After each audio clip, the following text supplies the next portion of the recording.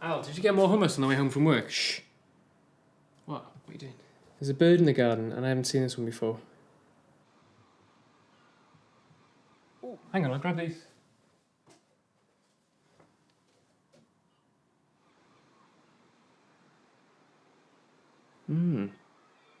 So I'm on this website, right, where you can feed in descriptions of the bird, and it narrows down the species it could possibly be.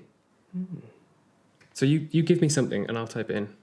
All right. Well, it's sort of quite colourful, kind of like average size. Yeah, I think you need to be a bit more specific, really. Okay. It's sort of okay, right. It's got the beginnings of that gut that men get when they're around 30. It's got quite a receding feather line that it looks like he's kind of in denial about it. And looks sort of weak and feeble. A bit thick as well, really.